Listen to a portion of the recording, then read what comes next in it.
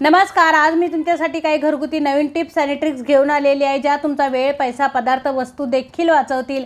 आजचा हा व्हिडिओ जर तुम्हाला आवडला तर शेअर करायला अजिबात विसरू नका। व्हिडिओला लाईक करा आणि व्हिडिओ शेवटपर्यंत पाहत राहा। बऱ्याच वेळेला काय होतं, आपल्याकडे माचीस बॉक्स असतात आणि ह्या माचीस बॉक्स ज्या आहे त्या लूज पडलेल्या असतात। पावसाळ्यात ही समस्या जी आहे खूप जास्तच उद्भवत असते। अशा वेळेला काय करायचं, एक रिकामी बॉटल घ्यायची आहे आपल्याला, व्यवस्थितरित्या आतमधून ओली नसावी ही बॉटल घेतल्यानंतर सगळ्याच्या सगळ्या माचीसच्या काड्या ज्या आहे त्या आपल्याला बॉटलमध्ये ठेवायच्या आहे। बॉटलमध्ये ठेवल्यानंतर काय करायचं आहे, माचीसचे जे आपली माचीस पेटवायचं जे माचीसला असतं ते आपण कट करून घेणार आहोत व्यवस्थितरित्या। बऱ्याच वेळेला माचीस बॉक्स लूज पडते, माचीस चालत नाही। अशा वेळेला आपल्याला प्रसंगी ती फेकून टाकून पण द्यावी लागते आणि मग आपला पैसे पण वाया जातात आणि अवेळी आपल्याला माचीसची बॉक्ससुद्धा आपल्याला मिळत नाही। अशा वेळेला जर व्यवस्थितरित्या वस्तू जर आपण ठेवली तर तिचा निश्चितच पुनर्वापर होतो आणि व्यवस्थितरित्या आपल्याला वस्तू हातासरशी भेटते पण। तर अशा वेळेला काय करायचं आहे, मग आपण ही मापाचा मी एक डबल साईड टेप कापलेला आहे या ठिकाणी आणि डबल साईड टेपच्या मापाचीच व्यवस्थितरित्या माचीसची जे बॉक्सची बाजूला ते कटिंग करून घेतलेलं आहे व्यवस्थितरित्या, त्याच्या मापाचाच डबल साईड टेप मी कापून घेणार आहे। व्यवस्थित पाठीमागच्या बाजूने चिटकवून घेतलेले आहे मी आणि वरच्या बाजूचं स्टिकर काढायचं राहिलेलं आहे, तर ते आपण बॉटलला स्टिक करायच्या वेळेस काढणार आहोत। अशा पद्धतीने परफेक्ट मापाचं असं मी ते कटिंग करून घेतलेलं आहे आणि पाठीमागचं स्टिकर जे आहे ते आपण काढून घ्यायचं आहे, म्हणजे वरच्या बाजूचं स्टिकर आहे ते काढून घ्यायचं आहे व्यवस्थितरित्या। अशा पद्धतीने बऱ्याच वेळेला अशा माचीसच्या बॉक्स ज्या असतात ते जर व्यवस्थित स्टोअर करून जर तुम्ही अशा ठेवल्या तर दिसायलाही सुंदर दिसतं। पटकन हातासरची माचीसची ही बॉटल जी आहे ती पटकन हातात येते, ॲट्रॅक्टिव्ह दिसायला दिसतं आणि आपला वेळ आणि पैसा देखील वाचतो, वस्तू देखील आपली वाचते, फेकून द्यावं लागत नाही आपल्याला। तर आजची ही ट्रिक्स तुम्हाला कशी वाटली मला कमेंट्स बॉक्समध्ये नक्की सांगा आणि आपला हा व्हिडिओ कुठपर्यंत पोचला, कुठल्या गावापर्यंत पोचला हे सांगायला देखील मला विसरू नका। पुढची टिप्स आपण बघूया। बऱ्याच वेळेला कॅरी बॅग नको असताना सुद्धा आपल्या घरामध्ये येऊन जातात, बऱ्याच अशा कॅरी बॅग होऊन जातात। पण काय होतं, बऱ्याच वेळेला आपल्या कॅरी बॅग ज्या आहे खूप घरामध्ये साठतात आणि कचरा पण दिसत असतो। बऱ्याच वेळा मी तुम्हाला सांगितलेलं पण आहे कॅरी बॅग कशा स्टोअर करायच्या, पण ह्या कॅरी बॅग ज्या आहे वारंवार आपल्या घरात येऊ नये त्यासाठी तुम्हाला मी एक ट्रिक सांगते, ती तुम्ही नक्की वापरून बघा। बऱ्याच वेळेला आपण जर बाहेर जातो, अशा वेळेला जर आपण काय करायचं, घरामध्ये जे असलेली कॅरी बॅग जी आहे ती जर आपण पर्समध्ये व्यवस्थित घेऊन गेलो, व्यवस्थित बाहेर जर घेऊन गेलो तर पदार्थ परत आपल्याला आणण्यासाठी उपयोगी पडणार आहे ही कॅरी बॅग आणि वारंवार आपल्या घरामध्ये कॅरी बॅगसुद्धा येणार नाही।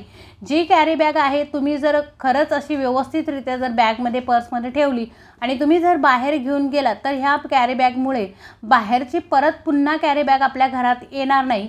याची तर सोय होईलच आपल्याकडनं, पण बाहेर जे एन्व्हायरमेंट आहे त्याच्यासाठी सुद्धा आपल्याला मदत होणार आहे, कारण वारंवार जर कॅरी बॅग आपण घरात आणल्या तर त्यामध्ये काहीतरी कचरा भरून कुठेतरी आपण डस्टबिनमध्ये फेकून देत असतो आणि मग अशा कॅरी बॅग आपल्या घरात खूप साचतात, मग अशा वेळेला आपण थ्रोच करत असतो।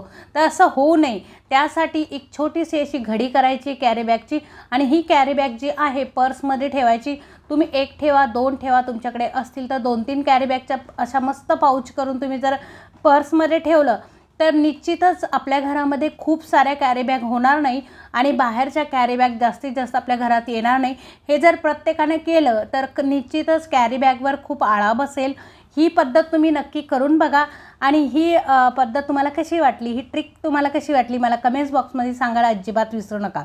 आता पुढची ट्रिक्स आणि टिप्स बघूया आपण। बऱ्याच वेळेला आपल्याला हेअर कलर करायचा असतो, मेहंदी लावायची असते केसांना आणि हँड ग्लोव्ज आपल्या घरामध्ये अवेलेबल नसतात किंवा आपल्याला हँड ग्लोव्ज घ्यायचे असतात ते खूप महागडे असतात बाहेर आणि वन यूजमध्ये पण खराब होऊन जातात लगेच। तर असा वेळेस काय करायचं, घरामध्ये एक हँड ग्लोव्ज बनवायचा। तुम्ही एक काय भरपूर हँड ग्लोव्ज बनवू शकतात कॅरी बॅगपासून।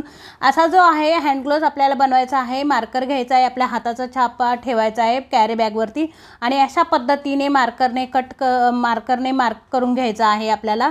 मार्क झाल्यानंतर काय करायचं आहे, चाकू गरम करायचा आहे। चाकू गरम करून जो आहे याला व्यवस्थित असा कट मारायचा आहे। हाताचा जो निशाणी केली आपण त्या पद्धतीने आपल्याला कट करून घ्यायचा आहे। तर गरम चाकूने काय करायचं, तर दोन्ही बाजू ज्या आहे त्याच्या पॅक होतात आणि एक छान असा ग्लोव्ज तयार होतो, हँड ग्लोव्ज तयार होतो त्याचा। त्यासाठी आपल्याला गरम चाकूने करायचं आहे, नाहीतर आपण हे कैचीने पण कापू शकलो असतो, पण आपल्याला पॅक करायचं दोन्ही बाजूने, दोन्ही कडा ह्या आपल्या पॅक झाल्या पाहिजे, त्यासाठी आपल्याला अशा पद्धतीने आपण कट करून घेतलेला आहे व्यवस्थित चाकूच्या साह्याने, गरम चाकूच्या साह्याने। आता हा हँड ग्लोव्ज तुम्ही टॉयलेट बाथरूम क्लिनिंगसाठी सुद्धा वापरू शकता। तुम्ही यामध्ये कुठे गावाला प्रवासामध्ये गेले तर यामध्ये 2-4 ब्रशसुद्धा तुम्ही घेऊन जाऊ शकतात आरामामध्ये। तर आजची ही टिप्स तुम्हाला कशी वाटली मला नक्की कमेंट्स बॉक्समध्ये सांगा आणि व्हिडिओ कुठपर्यंत पोहोचला हे देखील सांगायला विसरू नका। बऱ्याच गोष्टींसाठी हा हँड ग्लोव्ज जो आहे तो आपल्याला कामं येणार आहे क्लिनिंगच्या कामासाठी, तर नक्की करून बघा। बऱ्याच वेळेला काय होतं, आपण बटाटे साळल्यानंतर असे बटाट्याचे सालं जे आहे ते आपण टाकून देत असतो, तर आजपासून बटाट्याची सालं अजिबात टाकायची नाही आहे। ह्या बटाट्याच्या सालांमुळे आपल्या घरातलं क्लिनिंगचं काम होणार आहे। हो, ह्याच बटाट्याच्या सालांपासून आपलं क्लिनिंगचं काम होणार आहे घरातलं। तर काय करायचं आहे, बऱ्याच वेळा आपल्या घरातले आरसे किंवा गाडीचे आरसे देखील सुद्धा घरामध्ये मोठे मोठे आरसे लावलेले असतात, आपण गाडीचे आरसे असतात आपले, पावसाळ्यात त्याच्यावर पाणी पडून आपल्याला दिसत नाही पाठीमागचं। अशा वेळेला काय करायचं आहे, बटाट्याचं साल घ्यायचं आणि त्या आरशावर असं व्यवस्थितरित्या चोळून घ्यायचं आहे, जेणेकरून आपल्याला पाठीमागची गाडी दिसू शकेल किंवा घरामध्ये आरसे जे आहे ते देखील व्यवस्थित राहू शकतील। आणि काय करायचं, त्यानंतर आपल्याला टिश्यू पेपरनं पुसून घ्यायचं आहे का जे साल आहे बटाट्याचं व्यवस्थित आपण चोळून घ्यायचं। त्यानंतर आपल्याला काय करायचं, व्यवस्थितरित्या असं वरतून असं टिश्यू पेपरने पुसून घ्यायचं आहे। यानंतर याच्यावर तुम्ही कितीही ग्लास पाणी ओता तरी देखील याच्यावर एक थेंबसुद्धा पाणी साचत नाही, तुम्ही बघू शकता। फक्त आपल्याला बटाट्याचं साल लावायचं, याला बटाटा असा किंवा तुम्ही बटाटा घेतला अर्धा कट करून जरी तुम्ही त्याला लावला चोळला असा तरी देखील चालेल। माझ्याकडे साल होते तर मी सालेचा वापर केला। तुम्ही बघू शकता यावर पाणी टाका आणि बघू शकता तुम्ही पाणी अजिबातही यावरती साचत नाही किंवा आपल्याला समोरचं जे आहे ते एकदम व्यवस्थित दिसत आहे, तुम्ही बघू शकता। तर आजची ही बटाट्याची टिप जी आहे तुम्ही नक्की करून बघायची आहे। बऱ्याच वेळेला पावसाळा आहे आपल्याला आणि काचेच्या आरशांमधून बाहेरचं दिसत नाही, आपल्याला पाठीमागचं दिसत नाही, आपल्याला आजूबाजूचं दिसत नाही गाडी चालवत असताना। तर ही टिप्स आणि ट्रिक्स तुम्ही जर करून बघितली, बाहेर जर प्रवासाला निघाले त्यावेळेस जर तुम्ही एक साधा बटाटा अर्धा कापून घेऊन गेले खाली, एक टिश्यू पेपर खाली नेला आणि व्यवस्थित चोळून घेतलं बटाट्यांना आणि त्याच्यावर जरी तुम्ही टिश्यू पेपर फिरवला तरी देखील क्लीन होतं। घरात बरेच आरसे असतात, ह्या आरशांना सुद्धा जर तुम्ही बटाट्याचं साल जे आहे जर कटिंग केल्यानंतर बटाट्याचं साल असं चोळून घेतलं व्यवस्थितरित्या तर तुम्ही बघू शकता हा आरसा जो आहे तो खराब आहे, पण नंतर व्यवस्थितरित्या त्याला डाग पडलेले असतात, व्यवस्थित असे दिसत नाही आरशामध्ये। तर अशा वेळेला बटाट्याचं साल जर तुम्ही वापरलं तर निश्चितच त्या सालामुळे आपला आरसा जो आहे तो खूप चकाचक राहू शकतो आणि राहतो, पण दीर्घ काळासाठी सुद्धा कपाटांना मोठे मोठे आरसे असतात। तुम्ही स्लायडिंग वॉश केल्यानंतर एखादा बटाटा जर घेतला तर स्लायडिंगला जर लावला पावसाळ्यामध्ये तरी देखील तुमच्या स्लायडिंगच्या काचांवरती पाण्याचे थेंब म्हणा किंवा कसले डाग पडत नाही। ही टिप्स आणि ट्रिक्स तुम्ही करून बघा।